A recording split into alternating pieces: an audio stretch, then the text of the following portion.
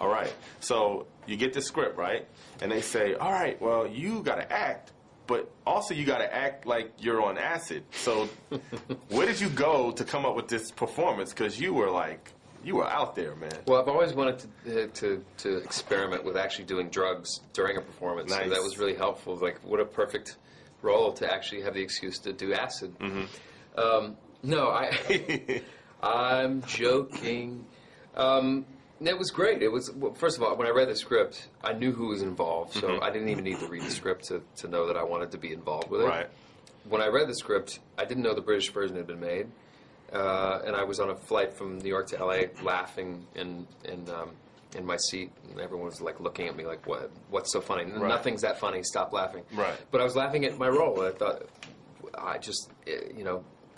the role was inherently great and funny, and so I wanted to give that same experience to the audience that I had when I read it. And it was like, creatively it was great because you could show up to work every day and there was no right or wrong. I mean, right. It was like there was no boundaries. You're on acid. Because you had to freestyle, right? Yeah, you could just go kind of do whatever you want. I mean, right. that had to be harnessed to a certain degree at some point. Like, you can't just do anything you right. want. But it looked like you did. But they did have a nice, comfortable leash on me. Right.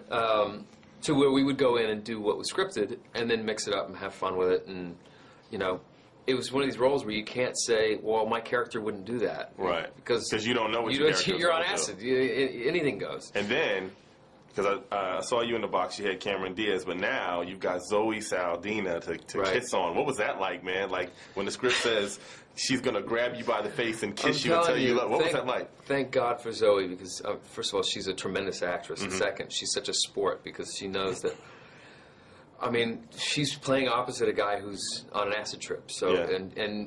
and I was afforded the ability to go in and sometimes get off the page, sometimes invent some things in the middle of a take, and right. she was always there, ready to go with me to those places. Mm-hmm. And whatever's successful or works about my performance in this movie, I owe to Zoe, because she anchors it in reality, and if it wasn't anchored in that reality, then it wouldn't work. It wouldn't be as funny. So finally, so when you're in those scenes and you're just wilding out, how was everybody else keeping a straight face? Because it was just things that you were doing and saying and taking your clothes off. So that's why I look at Columbus and I look at Zoe as the real amazing comics. It's mm-hmm. like almost less about delivering the punchline and more about keeping a straight face once the punchline's delivered. Mm-hmm. I just thought I wasn't funny because they were keeping it together so well.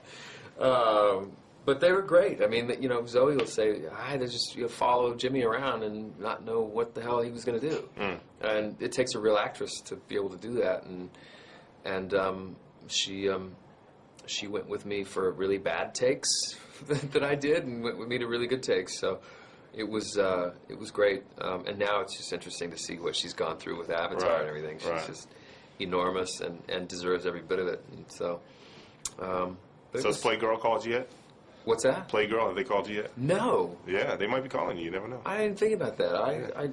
Why haven't they called? Yeah, another check. Yeah, maybe it's just too funny seeing me up there naked. Thank you, man. Appreciate it. Good luck. Thank Very you. funny movie. I appreciate it.